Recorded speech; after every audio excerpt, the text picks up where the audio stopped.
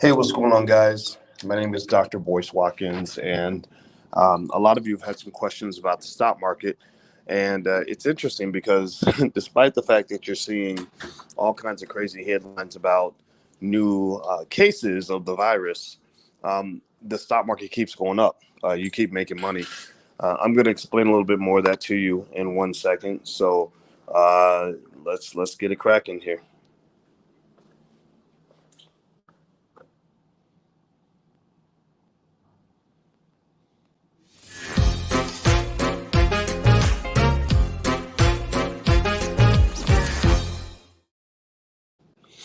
Okay, guys, what's going on? Put your hashtag B1 in the chat.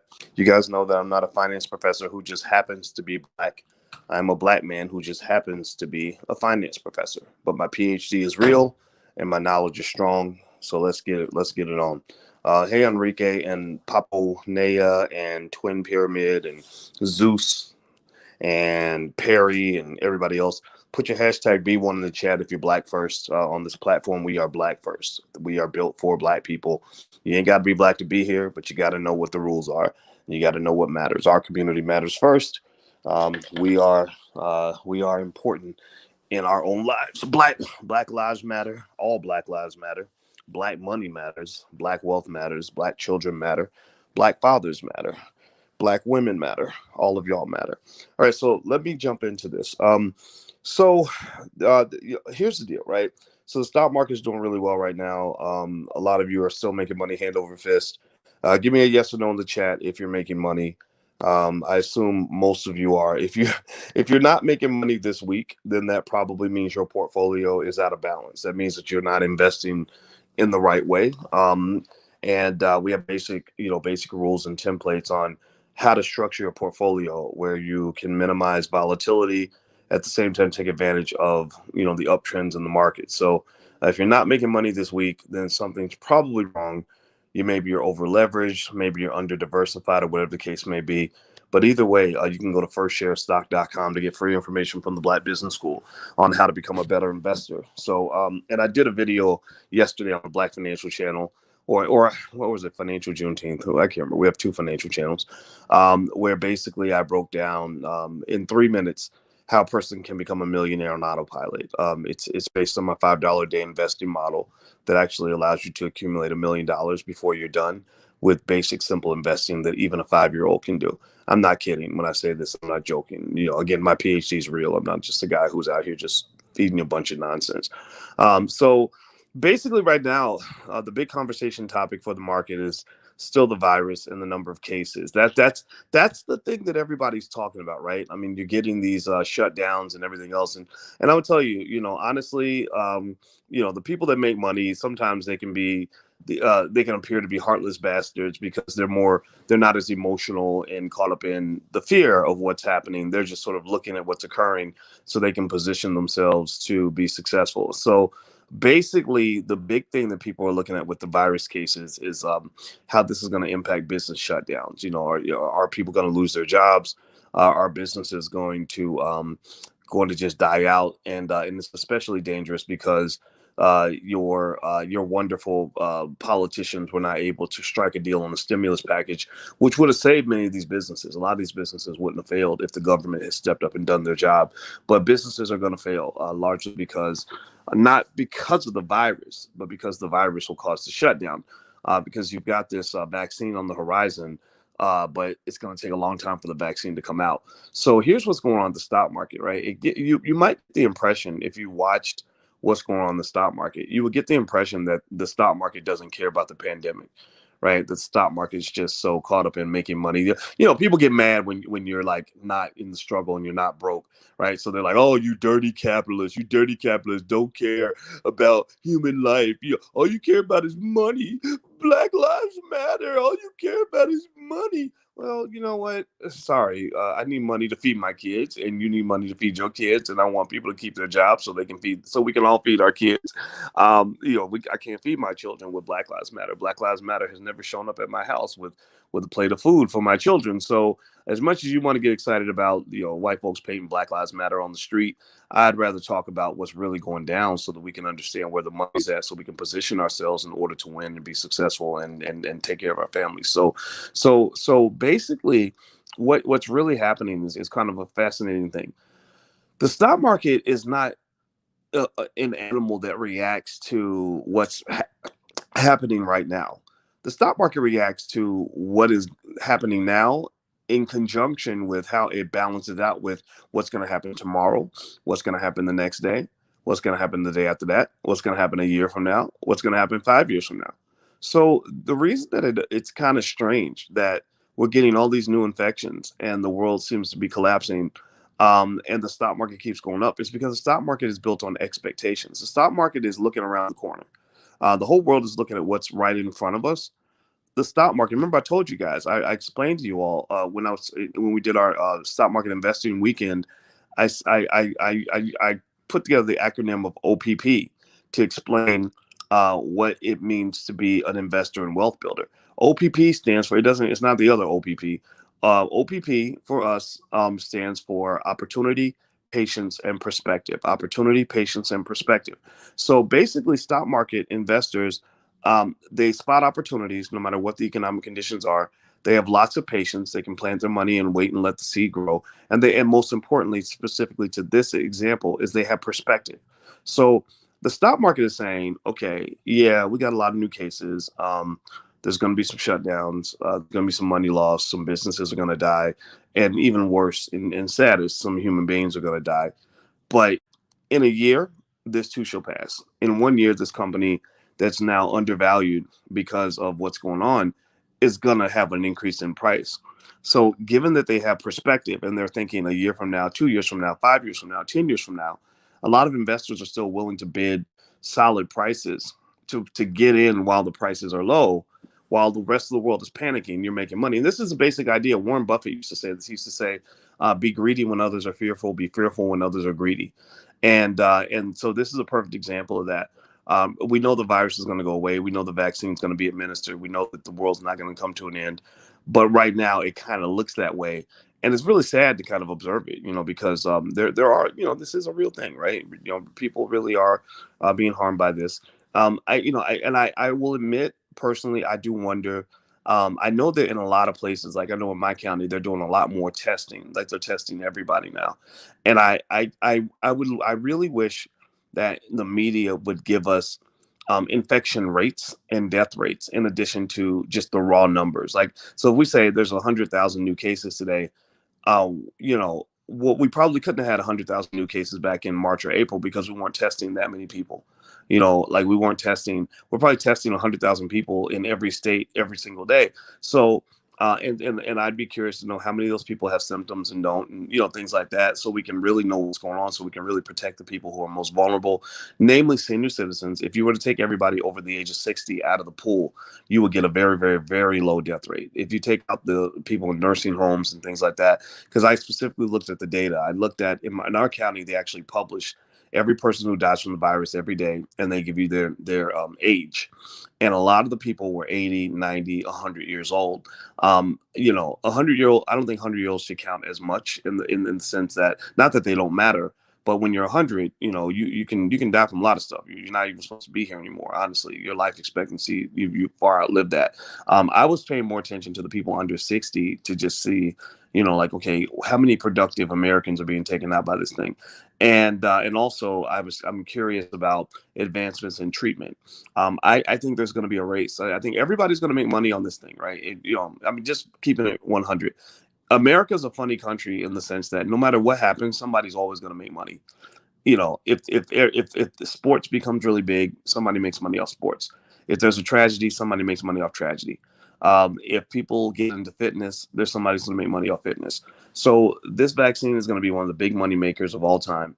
Microsoft's right in the middle of it. I saw a really interesting article today in the Wall Street Journal where Microsoft, which it was real weird. I don't know. Give me a yes or no if you thought it was very strange that Bill Gates was so deeply involved in this vaccine stuff. I was like, Bill Gates, is he a medical doctor? Like, why is Bill Gates in the middle of all this, right? Which feeds a lot of conspiracy theories, which I don't know what's true and what's not anymore. I mean, you can't trust journalists. They used to be trustworthy, but I don't know what's going on now. But anyway, Microsoft warned that one of the big threats to these vaccine makers is cyber attacks from North Korea and Russia.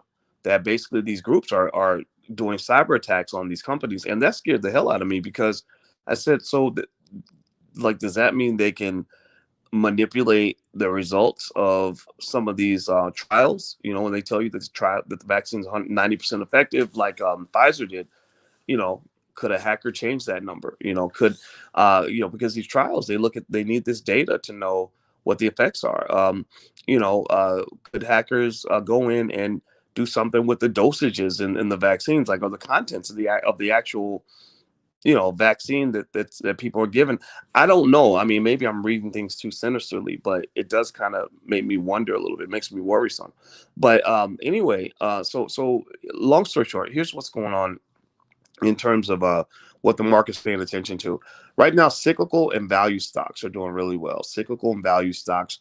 Value stocks are basically stocks that have had price reductions relative to their market value. Their book value and their market value are way out of sync. And there's a theory that says that some of these stocks are undervalued, underpriced.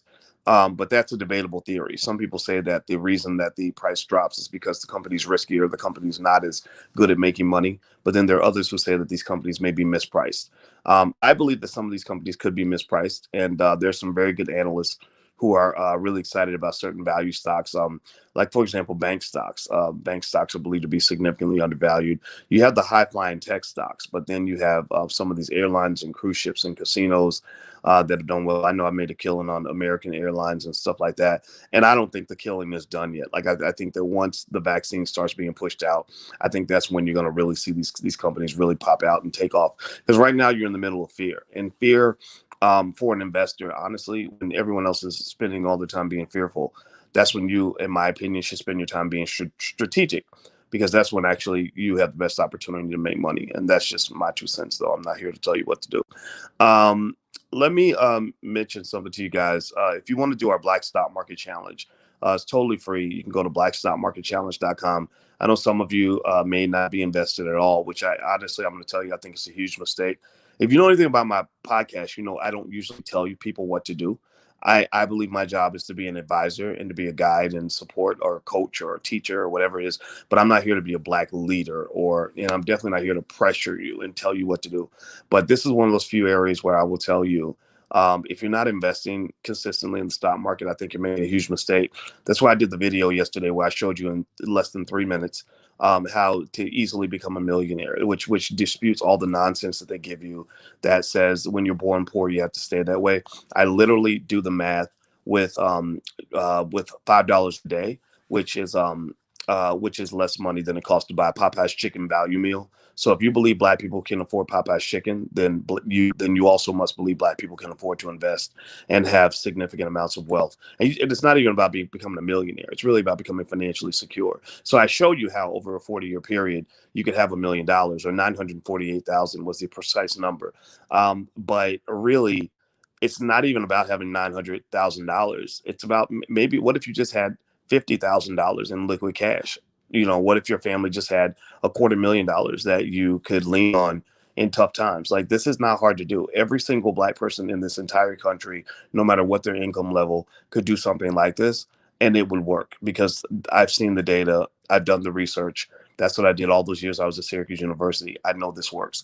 So feel free, if you want to actually kind of get started and kind of mess around and see if you can get better at this investing thing. Blackstockmarketchallenge.com is where you can go. The challenge is totally free. Also, you can text the word BOYCE to 31996 to get notifications when we go live. Last night, we premiered the film Hapi, Hapi. HAPI is Happy. I think it's pronounced Happy. It's done by the director Taki Grant, and I'm an executive producer on the film. And it's all about how modern economic systems derived in ancient Africa and in parts of Egypt, West Africa, etc., and the Nile River. We go, I mean, all over the globe. He goes to parts of Europe, the New York Stock Exchange, Chicago Board of Trade. Part he goes to the Egyptian pyramids, and it's really an extraordinary film that took years to make. It's the next blockbuster film that's out there.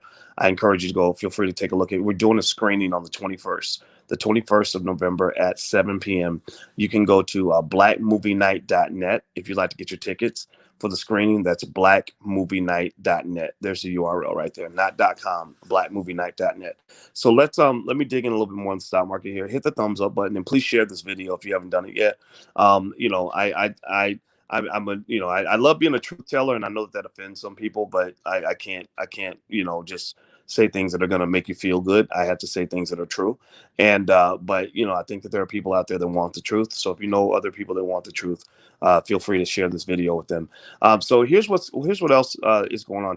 I mentioned to you guys yesterday that I really like Disney. I did a whole video about Disney, and I'm super excited about Disney because I love companies that have great management teams that know how to pivot. And Disney has done a wonderful job of pivoting into digital streaming as a way to to really deal with COVID. And so now once the economy opens up, once the virus is kind of eradicated and everybody's vaccinated, and it's not about everybody being safe, it's really about everybody feeling safe. Feeling safe is more important than being safe if you're talking about economic decision making and consumer spending and things like that. Because it doesn't matter if people are safe, if they don't feel safe, they're going to act like they aren't safe, right? So it becomes a self-fulfilling prophecy. Once people start feeling safe, and once the Disney parks start to open, once the live sports begin, where Disney's making a boatload of money, once the movie theaters start opening, where Disney's making a boatload of money, Disney is going to fly.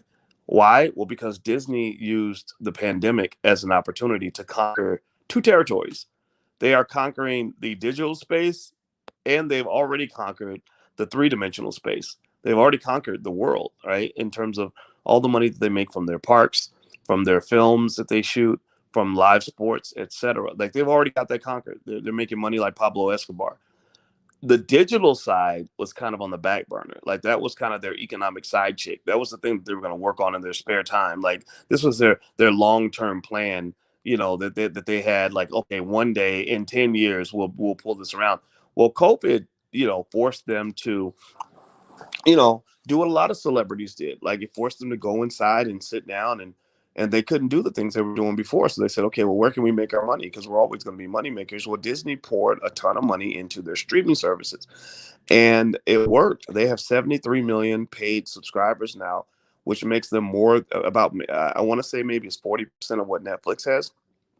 Netflix has 195 million. They're going to catch up with Netflix, folks. Like they're going to give them about 3 or 4 years. They're going to be at 100 million next year. The projections are maybe 95 million or whatever. No. The projections are wrong. Mark my word. A year from today, I believe Disney is going to cross 100 million paid subscribers. They're going to exceed earnings expectations, and that stock is going to run like Forrest Gump. Like I think that stock is going to really take off. I love Disney. It's just a quality company. They have smart management. Amazon's the same way. Amazon's just smart. Like they just know how to conquer everything. So I'm really excited about Disney, actually. And we've already made money from Disney. Alicia and I bought stock in Disney. We like to use Disney and Starbucks and McDonald's and companies like that to explain stock investing to our kids. So if you're looking for a way to get your kids interested in investing, I encourage you to, if you take them to McDonald's, like maybe pull out your app and buy some McDonald's stock in front of your 10-year-old, and then explain that your 10-year-old is now an owner in McDonald's. Like if you want to get pride in a little black child, tell them that they now own a piece of McDonald's, and like they're literally going to be super excited. I don't know about y'all, especially the girls get into it too. But I've noticed, like with the little boys, like little black boys, because everybody hates. I believe the whole society kind of hates black men. They blame black men for everything, and they constantly attack black men. So black men have to feel really empowered. And also making money is really important for men in terms of us defining our manhood, right? But like the boys sometimes get obsessed. Like they'll get us obsessed with investing as they are with sports, and I just think that's a huge opportunity. So just do that in line, like in McDonald's one day. I did that with our 13-year-old, and it led to a great conversation. It was actually Starbucks. We weren't in line at McDonald's. We were in line at Starbucks. And she was just kind of fascinated that I could buy us shares in Starbucks, like while we're in line waiting for her little fruity drink or whatever it was that her friends told her that everybody was drinking. And also, we have financial workbooks. There's the URL if you want to go take a look. We designed those for Black kids. So feel free to take a look at financialworkbooks.com. We have flashcards there as well. So feel free to take a look at that. The other piece here's another little piece of economic news that's really got my attention. Donald Trump, that guy in the White House who is gonna have to be evicted. They're gonna have to go. They're gonna have to send the marshals to the house and put his shit on the front line. Donald Trump is not trying to leave that White House. I honestly, I'll just say, as a fan of smooth transitions of power, I would really like to see Trump go ahead and concede. But the fact that he's not conceding, I think, makes this really interesting. I'd really be curious.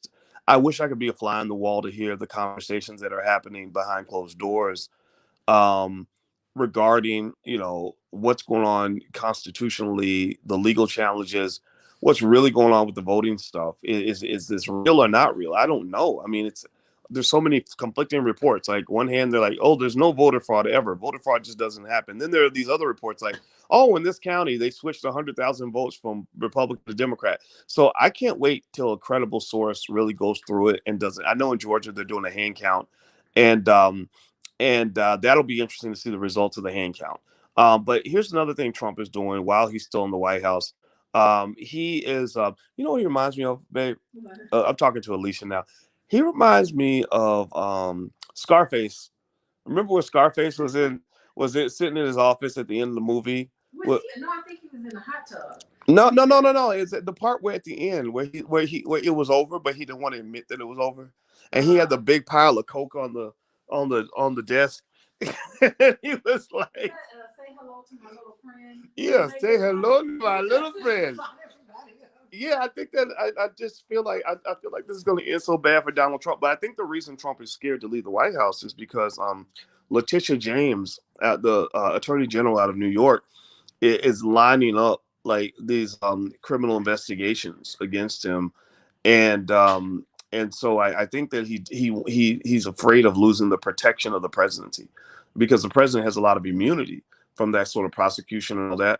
When he becomes a regular citizen, I think that's when they're going to almost deal with him almost like a war criminal. Oh goodness. Yeah, and I don't like it though, because I think it sets a bad precedent. Because believe me, I every time the Democrats do something mean, the Republicans come back harder. When the Republicans do something mean, the Democrats come back harder. So it's just creating, a bad, vicious, negative cycle. So anyway, let me go back here. Let me get back. Do me a favor, please hit the thumbs up button, hit the thumbs up, share, and subscribe button. So here's the reason I brought up Trump. Actually, you guys know me well enough to know that sometimes I go on little tangents. Hopefully, they're not too bad. They tempt that. I always circle back. I like to claim I'm a big thinker, right? I see all the angles. But one thing about Trump that's going on right now that's really interesting is he actually he actually barred companies from helping companies from China that support the Chinese military, and this caused major disruptions in a lot of major Chinese stocks, and I believe that was linked to the Chinese government the next day publicly congratulating Joe Biden on winning the presidency, because the Chinese government is really angry about this. Like they're really upset, and they don't like their authority to be challenged. And so, this is also reflective of something that I have mixed feelings about. Trump has this continuous obsession with China and pushing a trade war. But he's not a warmonger in the physical sense. Like he hasn't started any wars. I mean, we have wars under Obama and Bush, but none under Trump. But he's definitely big on the trade war, and the trade war is kind of a mixed bag for the United States. There could be a long-term benefit in that we need a better relationship with China when it comes to trade anyway. The Chinese have engaged in what Dr. Claude Anderson refers to in Powernomics as the doctrine of unequal exchange with the United States for a long time.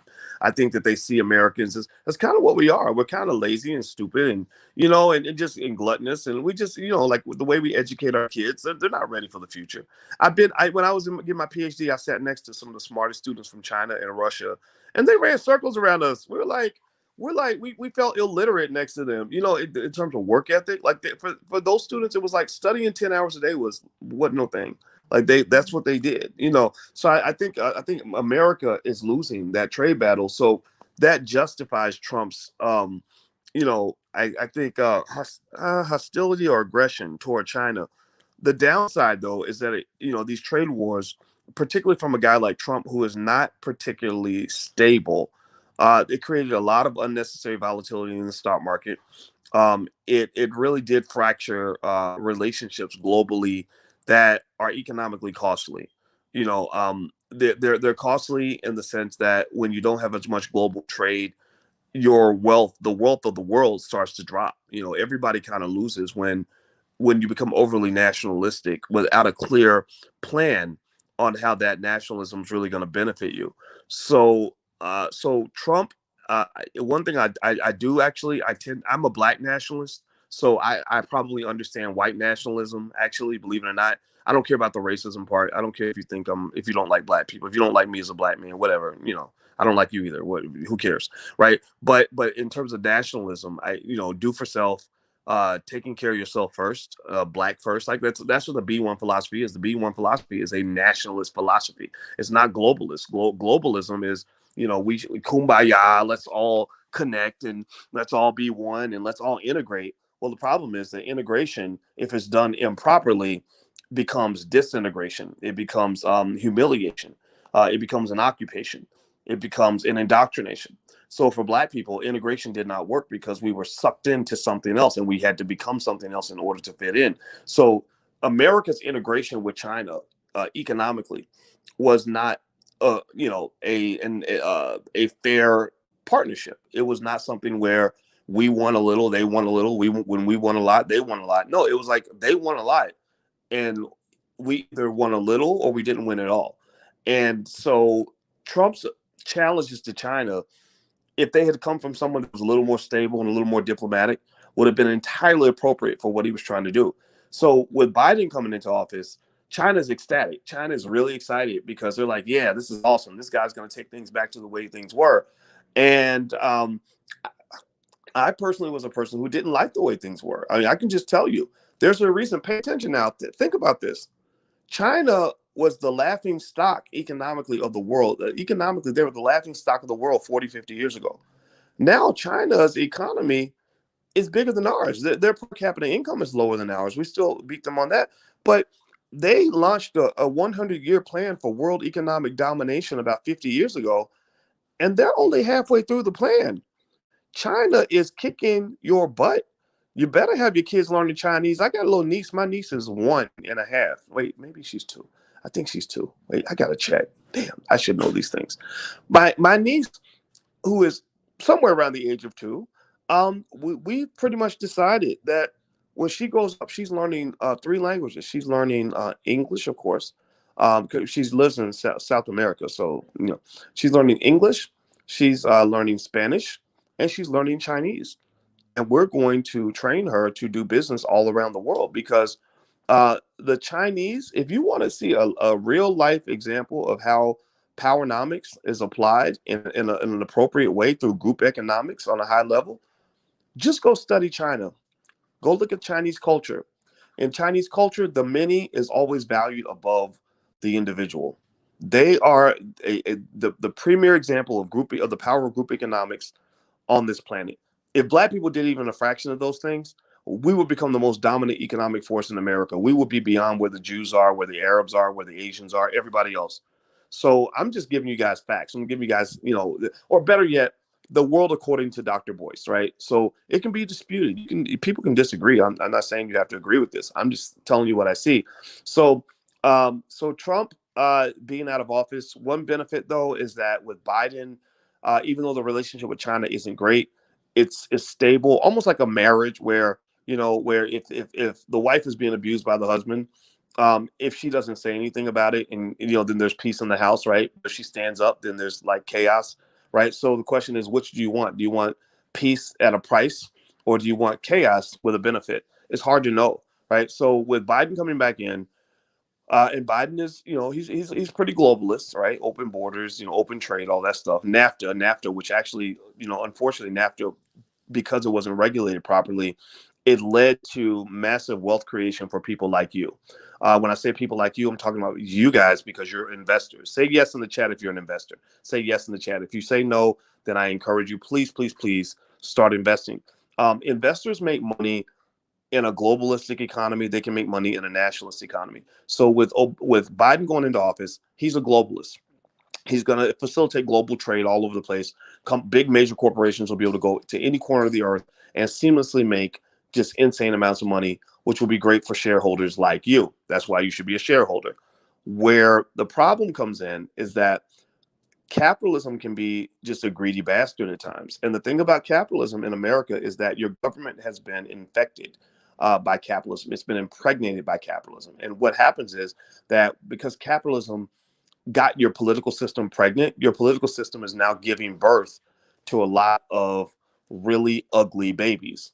And these ugly babies come in the form of, just crazy laws that are really, against the American people, that are not beneficial to anybody except for those who own corporations. They're not beneficial to workers, not beneficial to anybody. So that's the interesting catch-22 of globalism. On one hand, it feels good to say kumbaya, let's let everybody come across the border, let's let businesses do trade everywhere on the planet. But if you don't regulate it properly, then your workers get screwed.